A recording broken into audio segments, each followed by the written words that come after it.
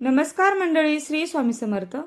आजचा हा व्हिडिओ आपल्या सर्वांसाठी अत्यंत महत्त्वाचा आणि भाग्याचा आहे, कारण 4 डिसेंबर 2025 गुरुवार हा दिवस अत्यंत दुर्मिळ अशा 4 महायोगांनी जुळून आलेला आहे।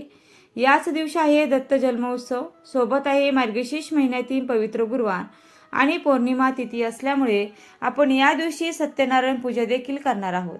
तसेच मार्गशीर्ष पौर्णिमा तिथी असल्यामुळे अन्नपूर्णा मातेची जयंती देखील साजरी करणार आहोत।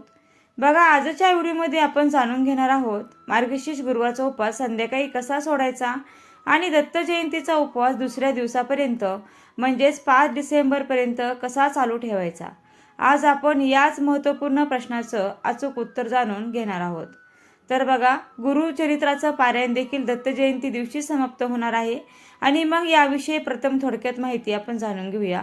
गुरुचरित्राचं उद्यापन सांगता आपल्याला 5 डिसेंबरला शुक्रवारी करायचे आहे। केंद्रात केलेलं पारायण असो वा घरी केलेलं पारायण असो तरी उद्यापन या दिवशी होईल।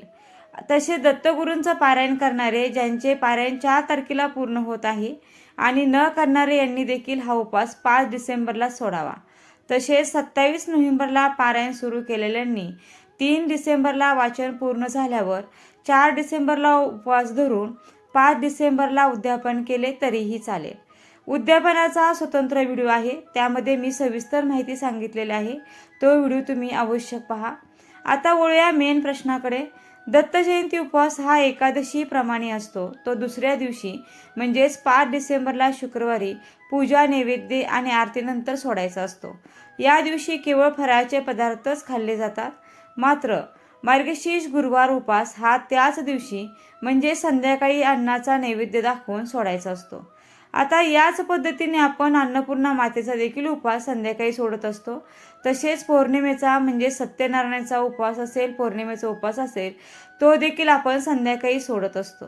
पण आता हे एकाच दिवशी उपवास कसे करायचे हे जाणून घेऊया। बघा, दत्त जयंतीचा उपवास न मोडता मार्गशीर्ष गुरुवारचा उपवास सोडण्यासाठी हा विशेष संकल्प करणे देखील आवश्यक आहे। संध्याकाळच्या मार्गशीर्ष गुरुवारच्या पूजेमध्ये कुटुंबातील इतरांसाठी आपण अन्नाचा नैवेद्य बनवून आपण तो माता लक्ष्मीला दाखवायचा आहे। या नैवेद्यामध्ये वरण, भात, भाजी, चपाती हे जे काय असेल ते दाखवा। हा नैवेद्य घरातील ज्यांनी उपवास धरला नाही त्या व्यक्ती हा नैवेद्य खाऊ शकतात। पण बघा, जर घरामध्ये सगळ्यांचाच उपवास असेल तर मग तुम्ही फराळाचाच एखादा पदार्थ दाखवला तरी देखील चालेल आणि उगीच मनामध्ये किंतु परंतु या गोष्टी आणू नका। पण जो व्यक्ती दत्त जयंतीचा उपवास करत आहे त्यांनी अन्नाऐवजी फराळाचे पदार्थ संध्याकाळी उदाहरणार्थ दूध, पंचामृत, एखादे फळ, ड्रायफ्रुट्स हे खावे। बघा, आपल्याला मातेसमोर बसून एक संकल्प देखील करायचा आहे। आसनावर बसून उजव्या हातात पळीभर पाणी, अक्षदा आणि हळदी कुंकू घ्या आणि हातात पाणी धरून आपल्याला संकल्प बोलायचा आहे। हे महालक्ष्मी माते, आज मी मनोभावे मार्गशीर्ष गुरुवारचा उपवास पाळला आहे। आता मी समोर ठेवलेले हे फराळाचे पदार्थ, दूध, पाणी ग्रहण करून माझा मार्गशीर्ष गुरुवारचा उपवास येथे संपन्न करत आहे, म्हणजे सोडत आहे। आणि यानंतर माझा दत्त जयंतीचा उपवास मी दुसऱ्या दिवसापर्यंत म्हणजेच 5 डिसेंबरपर्यंत चालू ठेवणार आहे। हे बोलून हातातील पाणी ताम्हणामध्ये सोडावा आणि त्यानंतर तुम्ही समोर ठेवलेले जे फराळाचे पदार्थ किंवा दूध, पाणी जे काय असेल ते तुम्ही ग्रहण करावे। फराळाचे पदार्थ खाल्ल्याने तुमचा मार्गशीर्ष गुरुवारचा उपवास संपन्न झाला आणि अन्न ग्रहण न केल्यामुळे तुमचा दत्त जयंतीचा उपवास देखील खंडित झाला नाही आणि तो दुसऱ्या दिवसापर्यंत चालू राहील। आणि हे सर्व करत असताना मनामध्ये किंतु परंतु असा विचार अजिबात आणायचा नाहीये। तसेच या दिवशी आपण सत्यनारायण पूजा करणार आहोत। जर घरात जागा कमी असेल तर आपण तिथे दत्तगुरूंची, स्वामींची, पारायणाची पूजा मांडणी केली असेल किंवा आहे तर त्या चौरंगावरच तुम्ही या तिन्ही पूजांची मांडणी देखील करू शकता। बघा, सकाळी गुरुवारची माता लक्ष्मीची पूजा करून घ्या। संध्याकाळी प्रदोष काळामध्ये आपल्याला सत्यनारायण पूजा ही करायची आहे, तर तिथेच तुम्ही सत्यनारायण पूजा देखील मांडू शकता।